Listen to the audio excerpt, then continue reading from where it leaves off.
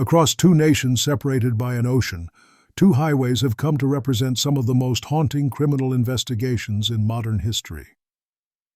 In Australia, the Stuart Highway stretches over 2,700 kilometres, linking Darwin in the Northern Territory to Port Augusta in South Australia. It cuts through vast, sparsely populated desert regions, areas where mobile reception disappears for hundreds of kilometres and police patrols are rare. According to Northern Territory and South Australian police records, dozens of travellers and hitchhikers have disappeared or been found deceased along or near this route since the 1980s. The most widely reported case is the 2001 disappearance of British backpacker Peter Falconio, a case that exposed how isolation and distance can delay justice in the Australian outback. In Canada, Highway 16, commonly known as the Highway of Tears, runs nearly 720 kilometres across northern British Columbia. Since 1969, more than 40 women and girls, many of them Indigenous, have vanished or been found murdered along this corridor. The Royal Canadian Mounted Police created Project EPANA in 2005 to formally link and investigate these cases. To date, 13 are officially connected. Despite national inquiries and decades of investigation, many families are still waiting for answers. Two countries, two landscapes, one pattern of tragedy that continues to raise questions about safety, policing, and the people still missing. Before we begin, tell us in the comments where you're watching from and which highway you think holds darker secrets. And don't forget to subscribe for more real, fully verified true crime documentaries daily. The Stuart Highway, Northern Territory, Australia. Route: Darwin, Port Augusta. Disappearance of British backpacker Peter Falconio, 2001. The Stuart Highway cuts straight through the heart of Australia. Over 2,700 kilometres of bitumen linking Darwin in the Northern Territory to Port Augusta in South Australia. For decades, it's been a lifeline for travellers, truckers, and adventurers. But it has also become a place of disappearance, danger, and mystery. And one case along this lonely road stands above all others. On the night of July 14, 2001, British backpackers Peter Falconio, aged 28, and Joanne Lees, 27, were travelling north of Alice Springs in their orange Volkswagen Combi van. The pair had been backpacking around Australia for months, exploring the country's most remote regions. As darkness fell, the long desert highway stretched endlessly ahead. Few cars passed that night. Around 7:30 p.m., a white four-wheel drive with a green canopy began following them closely. Its driver flashed his lights, motioning for them to pull over. Falconio stopped the van. The man approached, claiming he had seen sparks from their exhaust. Peter stepped out to check. Joanne remained in the passenger seat. Moments later, she heard a single loud bang. When the man appeared at her door, he was holding a silver handgun. He forced his way inside, restrained her with black cable ties, and tried to tape her mouth and ankles. During the struggle, Joanne fought back, breaking free just long enough to escape through the side door and run into the darkness. She hid in the scrub for hours, barefoot and terrified, listening as the attacker searched nearby with a torch. He passed close several times, but she stayed silent. Around 12:30 a.m., she finally flagged down a passing road train driver and was taken to the Barrow Creek Roadhouse, where police were called. By dawn, police from Alice Springs and local stations had arrived. They found the couple's van about 80 meters off the Stuart Highway, partly hidden in low brush. There was no sign of Falconio. Near the vehicle, investigators found traces of blood that would later be confirmed as his. Officers, trackers, and volunteers combed the desert for days. They used helicopters, dogs, and ground teams, but no body, clothing, or weapon was found.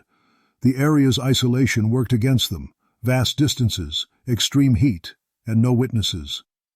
With little physical evidence and no suspect, early theories ranged from a random robbery to a targeted attack.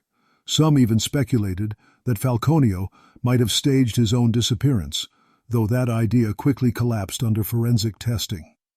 From the start, this investigation faced what police call a bodiless homicide. Without a body, every conclusion must rest on forensic and circumstantial evidence. Detectives from the Northern Territory Major Crime Squad brought in forensic specialists from interstate. Tests confirmed that the blood found near the van matched Falconio's DNA. It was enough to establish that a violent event had occurred and that Peter was almost certainly dead. Other items collected at the scene, cable ties, adhesive tape, and vehicle components, were sent for laboratory analysis. On Joanne Lees's T-shirt, examiners discovered a microscopic trace of male DNA. When that sample was compared years later, it became the key to unlocking the case. In 2002, police received information about a man named Bradley John Murdoch, a 43-year-old mechanic and truck driver from Western Australia. Murdoch was already known to police for smuggling drugs between Darwin and Broome, often traveling through the same Central Australian routes. He owned a white four-wheel drive vehicle, similar to the one described by Lees. When investigators obtained Murdoch's DNA, it matched the sample taken from Lees's T-shirt with near absolute certainty. Experts told the court the odds of that DNA belonging to someone else were so small as to be practically impossible. CCTV footage from a service station in Alice Springs days before the attack showed a man who resembled Murdoch, driving a vehicle matching the description. The footage, combined with the DNA match, became the backbone of the prosecution case. Murdoch was arrested in August 2002 on unrelated assault and drug charges in Western Australia.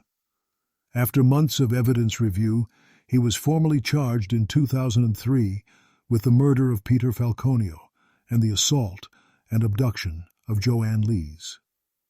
Investigators built a timeline connecting Murdoch's movements to the area near Barrow Creek on the night of July 14th.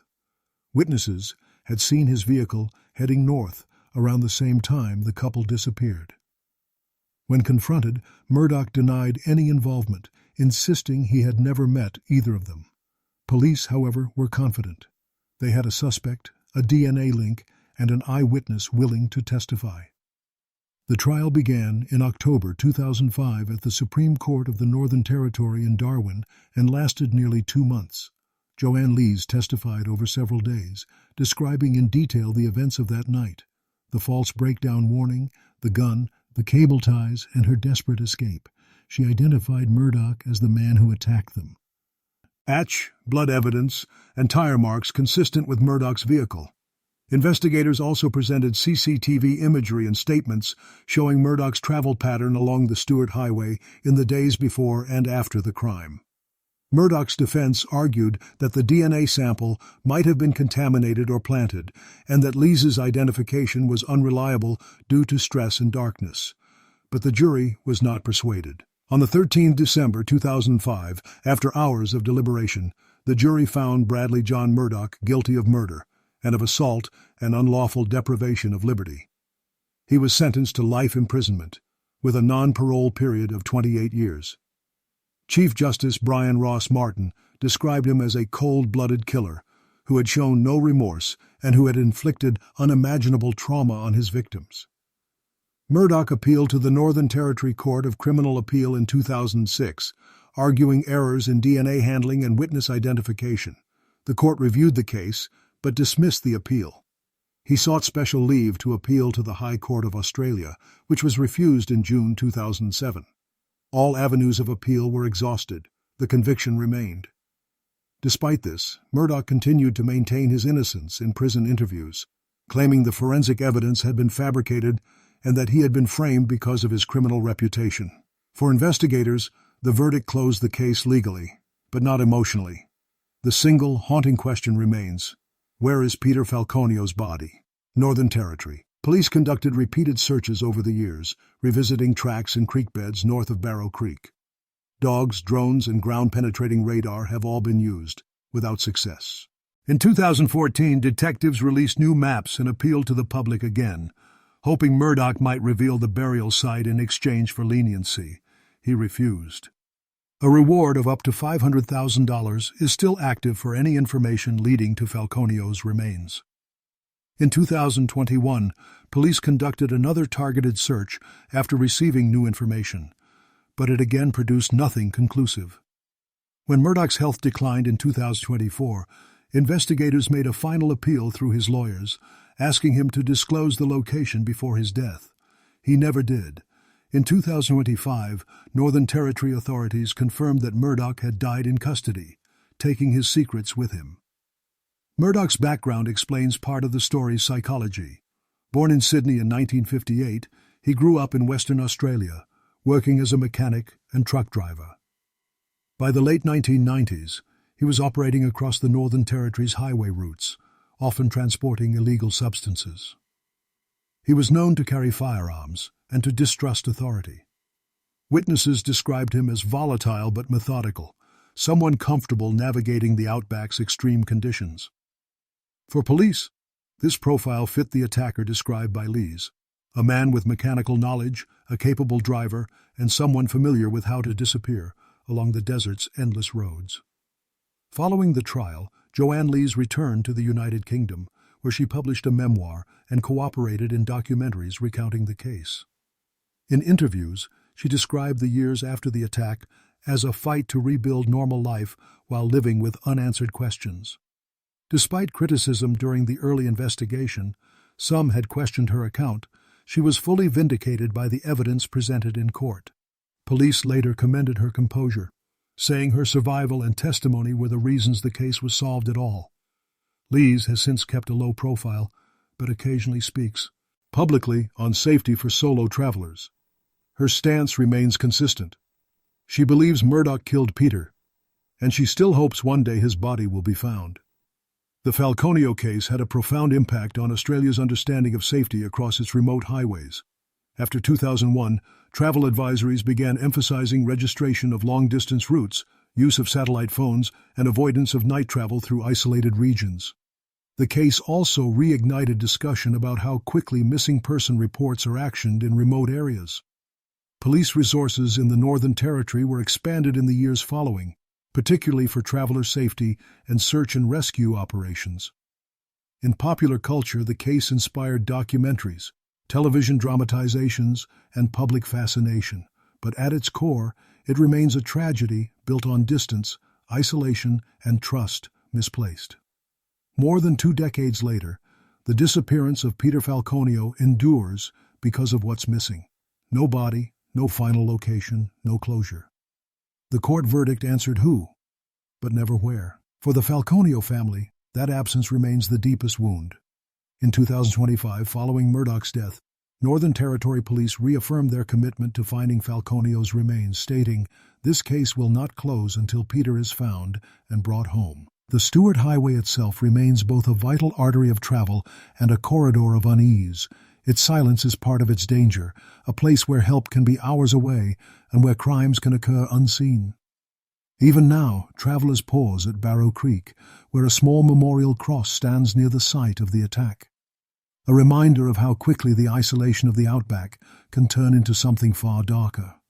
The Stuart Highway showed how one man could vanish in the vast emptiness of Australia's desert. But on the other side of the world lies a different kind of road, colder, darker, and far more tragic.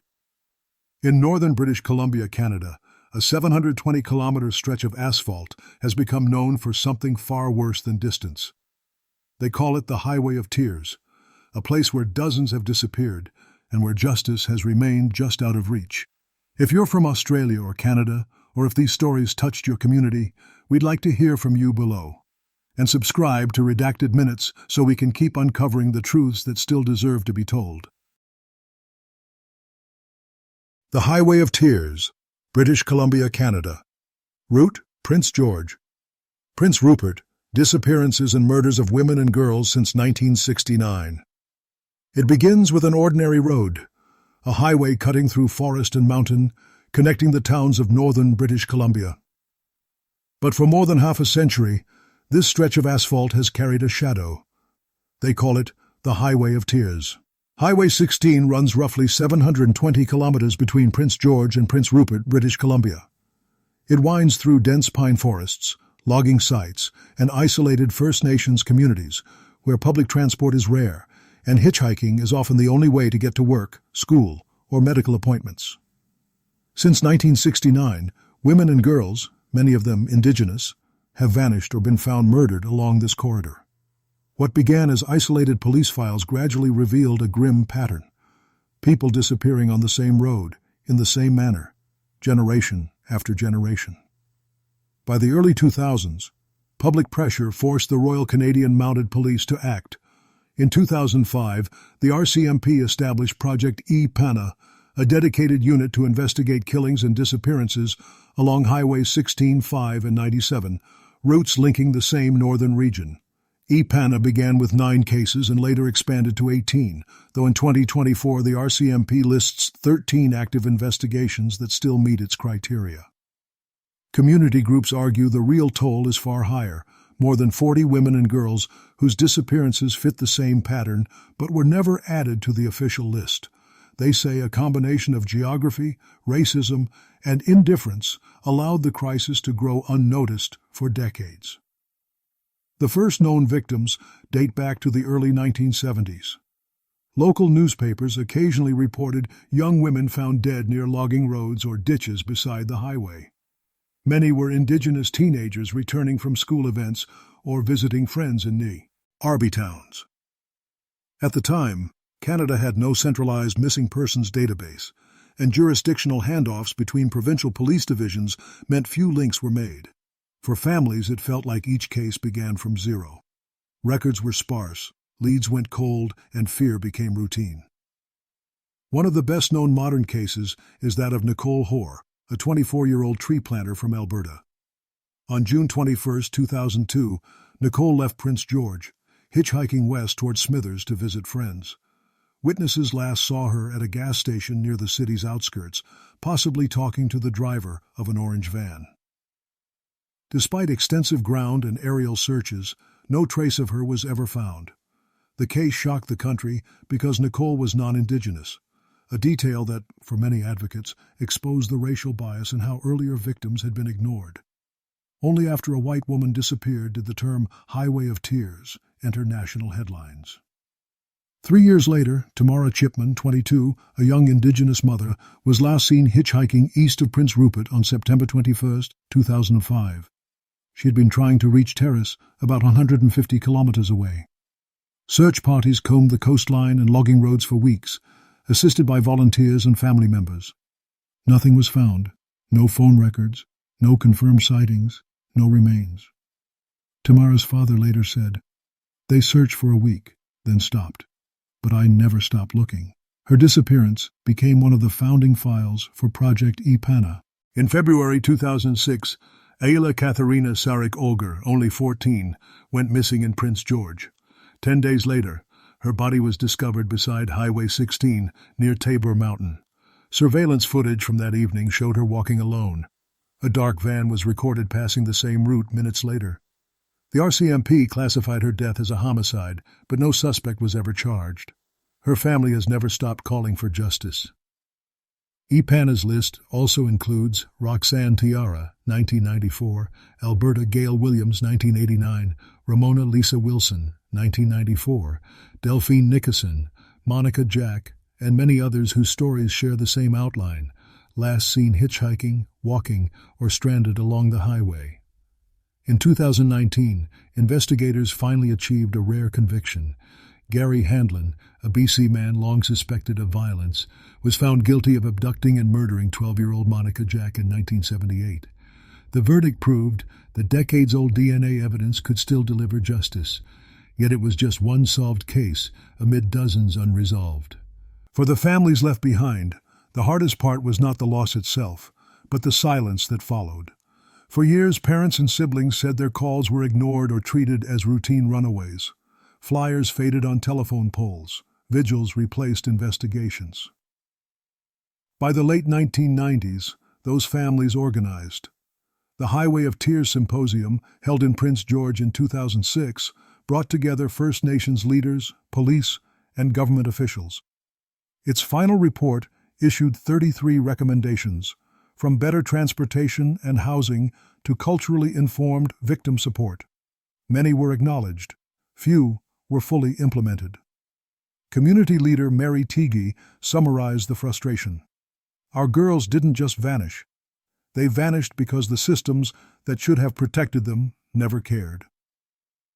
That single line became the rallying cry behind Canada's later national inquiry. In 2015, after decades of activism, the federal government launched the National Inquiry into Missing and Murdered Indigenous Women and Girls, MMIWG. 4 years later, its 2019 final report concluded that the pattern of violence and neglect toward Indigenous women amounted to what it called a Canadian genocide. The inquiry specifically cited the Highway of Tears as a symbol of both tragedy and resistance, a place where the consequences of racism, poverty, and limited infrastructure all converged. It recommended major reforms in policing, data sharing, transportation, and Indigenous representation in law enforcement. Implementation, however, has been slow. The RCMP maintains the EPANA task force, but its staff and funding have been cut repeatedly since the mid-2010s. Community advocates warn that momentum is fading even as families continue to wait. The Highway of Tears is not one mystery, but dozens. Each case faces the same obstacles. Hundreds of kilometers of wilderness and logging spurs make evidence collection nearly impossible after even a single night. Rural detachments are understaffed, and budget reductions have left EPANA operating with only a handful of officers.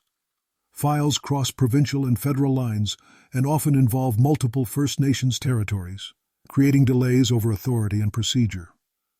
Generations of discriminatory policing have left many families reluctant to report missing persons quickly, fearing blame instead of help. Human Rights Watch and Amnesty International have both documented these issues, describing a cycle in which underreporting and underinvestigation reinforce each other. In the past decade, technology has given new hope. Advances in genetic genealogy have reopened cold cases once thought impossible. The RCMP has digitized historical evidence and partnered with the National Center for Missing Persons and Unidentified Remains. In 2021, a new federal transportation initiative funded shuttle services between remote communities to reduce the need for hitchhiking, one of the core risk factors identified by the symposium 15 years earlier. Public education campaigns now mark Highway 16 with billboards, emergency phones, and posters reminding travelers of the missing. Yet for many locals, the message is bittersweet. Awareness is not the same as closure. Every name on the EPANA list represents an entire community living with uncertainty. Elder Matilda Wilson, mother of Ramona, Lisa Wilson, said at a memorial gathering, "For us, the highway is a cemetery without headstones. We drive it every day, and every mile has a story."